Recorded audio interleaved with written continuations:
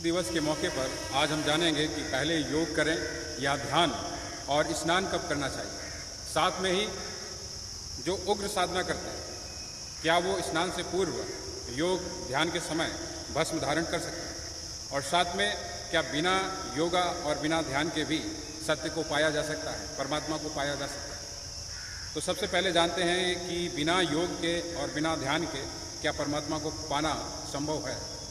तो इसके संदर्भ में एक कहानी का जिक्र करना अत्यंत आवश्यक है, और वो कहानी है महर्षि अष्टावक्र की, जो सत्य को उपलब्ध हुए परमात्मा को जिन्होंने पाया।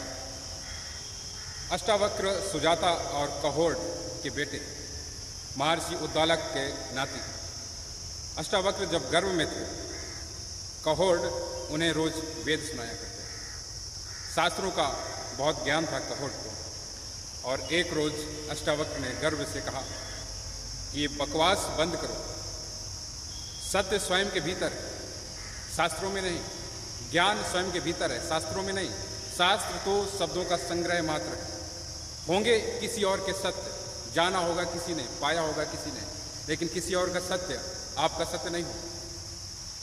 आपको भी जानना पड़ेगा। जिन शास्त्रों के कारण कहोड़ को समाज में मान प्रतिष्ठा प्राप्त हुई थी, सम्मान प्राप्त हुआ, उन्हीं शास्त्रों पर अष्टावक्र ने प्रश्न चिन्ह खड़ा कर दिया, और वो भी गर्व से। इस बात से उनके पिता कहोड़ बहुत नाराज हुए और शास्त्रों को पढ़कर ही अष्टावक्र को श्राप भी देते। 8 जगह से टेढ़े होने का श्राप। अष्टांग योग 8 दरवाजों से, 8 स्थानों से, 8 नियमों से मुक्ति संभव है, ऐसा जानकर अष्टावक्र को 8 जगह से टेढ़े होने का श्राप दे देते। अष्टावक्र श्राप के बाद भी, 8 जगह से टेढ़े होने के बाद भी सत्य को उपलब्ध होते, परमात्मा को पा लेते। तो ध्यान और योग बाधा नहीं है सत्य के लिए। बिना ध्यान के, बिना योग के भी आप परमात्मा को पा सकते हैं। जितना हो सके मौन धारण रखें।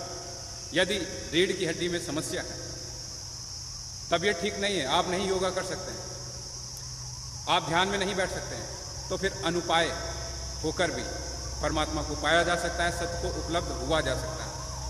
तो परमात्मा को पाने में, सत्य को पाने में कोई भी नियम अड़चन पैदा करता नहीं। कि ऐसा नहीं कि आप योगा करें तो ही पा सकें, ध्यान करें तो ही पा सकें, भजन करें तो ही पा सकें, भक्ति करें तो ही पा सकें। कोई भी नियम परमात्मा को पाने में बाधा बन ही नहीं सकता। यदि आप स्वयं की खोज में हैं, परमात्मा की खोज में हैं, तो फिर शास्त्र भूल कर मत पकड़िए, क्योंकि शास्त्रों से अहंकार भी पैदा हो सकता है, होता ही है।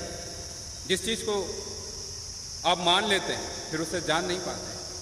तो जानना है तो शास्त्रों को पहले छोड़ना पड़ेगा, फिर शास्त्र स्वयं आपकी व्याख्या करना शुरू कर देते हैं जिस क्षण आप सत्य को उपलब्ध हो जाते हैं। लेकिन फिर भी यदि आपके अंदर पढ़ने की बहुत ललक हो, तो मैं एक महाग्रंथ और सर्वाधिक पवित्र ग्रंथ अष्टावक्र गीता, जो आपके नकाब पर सीधी चोट मारता है, जो आपके झूठ पर चोट करता है। यही कारण है कि अष्टावक्र गीता का जिक्र कथाकार मंचों से नहीं करते हैं, क्योंकि वह ग्रंथ धंधे पर चोट करता है, और जो जैसा सत्य था वैसा ही कहा अष्टावक्र ने। तो मेरी नज़र में सर्वाधिक श्रेष्ठ ग्रंथ कोई है तो वह अष्टावक्र गीता है। तो यदि आपके पास समय हो तो अष्टावक्र गीता जरूर पढ़िएगा, क्योंकि यह ग्रंथ बारूदी ग्रंथ। यदि आपकी मानसिकता बहुत संकीर्ण है तो आप इस ग्रंथ को बहुत बर्दाश्त नहीं कर पाएंगे। तो यदि आपके पास समय हो तो अष्टावक्र गीता को जरूर पढ़िए। अब बात करते हैं कि पहले योग करना चाहिए या फिर ध्यान करना। योग शरीर की समृद्धि के लिए, शरीर सुंदर रहे, बलिष्ठ रहे, निरोग रहे, इसलिए योग का जन्म। और योग के जनक महर्षि पतंजलि भाष्य, और योग में ध्यान भी सम्मिलित है। जहाँ अष्टांग योग की बात करें तो यम, नियम, प्रत्याहार, प्राणायाम, आसन, धारणा, ध्यान, समाधि, तो ध्यान इसमें शामिल है। तो योग हम इसलिए करते हैं ताकि शरीर निरोग रहे, रोगों से बचा जा सके। और योग में वो शक्ति है जिस बीमारी को आप एलोपैथी, अंग्रेजी दवाओं से ठीक नहीं कर सकते हैं, योगा के द्वारा उन बीमारियों को आप ठीक कर सकते हैं। तो योग यदि आप शरीर तक सीमित कर देते हैं तो फिर इसका कोई लाभ नहीं। जो व्यक्ति शरीर साधने के लिए योग करता है, शरीर तक ही सीमित है जिसका योगा, उसका कोई लाभ नहीं। शरीर ही साधते रहोगे तो मुक्ति कब साधोगे? जब योग भीतर की तरफ शुरू हो जाता है, शरीर के परे भी कुछ है, इस बात का ख्याल हो जाता है, तब वह ध्यान बन जाता है। जो व्यक्ति योगा कर रहा है और साथ में ध्यान में भी उतर रहा है, उसका कुछ लाभ है, उसका महत्व है, क्योंकि शरीर तो मिट जाना है, लेकिन शरीर के रहते हुए यदि शरीर के परे भी जो है उसे जान लिया जाए, तभी इस शरीर का कोई महत्व है। शरीर एक चाबी है और ताला है जो आपने अपने आप को मान रखा है और जो आप वास्तव में हैं, उनके बीच जो मानसिक प्रवृत्तियां हैं वो ताला है और शरीर चाबी है। और इस चाबी को जो फोर्स चाहिए, जो ऊर्जा चाहिए, वो योगा के द्वारा संभव है। शरीर यदि स्वस्थ रहे तो फिर ध्यान के गहरे प्रयोग किए जा सकते हैं। तो शरीर एक चाबी है और चाबी तक यदि आप सीमित रह जाते हैं, इस चाबी से अदृश्य ताले को नहीं खोलते हैं, अदृश्य जगत के दरवाजों को नहीं खोलते हैं, तो फिर योग का बहुत मतलब है। मेरी नज़र में सर्वाधिक उपयुक्त तो यही होगा कि शरीर भी साधो, शरीर के साथ शरीर के परे को भी साधो, क्योंकि अगर शरीर स्वस्थ रहेगा तो परे को साधने में आसानी रहेगी। तो योगा भी करो और साथ में ध्यान भी करो।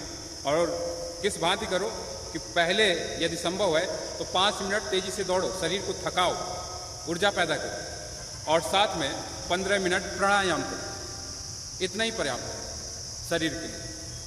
15 मिनट प्राणायाम और 5 मिनट तेज दौड़। इसके बाद लगभग 40 मिनट तक ध्यान में आप बैठें, और जब 40 मिनट आपका ध्यान हो जाए तो उसके बाद लगभग 30 से 40 मिनट के बाद स्नान कीजिए। पहले शरीर को थकाइए, जिस भांति थका सकते हैं, दौड़ कर थका सकते हैं या योगा के माध्यम से थका सकते हैं। इसके बाद ध्यान में उतरिए। पहले योगाभ्यास, फिर ध्यान, और उसके 30 से 40 मिनट के बाद में स्नान। और जो उग्र साधना करते हैं, जो भस्म धारण करते हैं, तो वो योगाभ्यास के समय ही भस्म को धारण कर सकते हैं। शुरुआत में आज्ञा चक्र, विशुद्धि और अनहद पर ही भस्म धारण करें। भस्म बहुत शक्तिशाली है। शरीर में से 3 केंद्र हैं। यदि वहाँ भस्म आप धारण करते हैं तो फिर अद्भुत ऊर्जाओं का अनुभव करते हैं। भस्म पर अलग से बात कर लेंगे। तो जो उग्र साधना में शामिल है, यदि संभव है तो भस्म में थोड़ा सिंदूर भी मिलाएं और उसे धारण करें। धारण करने के बाद योगाभ्यास करें, ध्यान में उतरें, और लगभग 30 से 40 मिनट के बाद स्नान करें, और उसके बाद फिर से भस्म को धारण करें। शुरुआत में आज्ञा, विशुद्धि और अनहद, हो सके तो बाहों में धारण कर लीजिए। यही स्थान उपयुक्त है। जैसे जैसे आपकी साधना आगे बढ़ती है तो फिर शरीर के 3 केंद्र, जिनमें भस्म धारण करने का अपना एक अलग महत्व है, उसे भी आपसे आगे कहूँगा। बहुत बहुत धन्यवाद।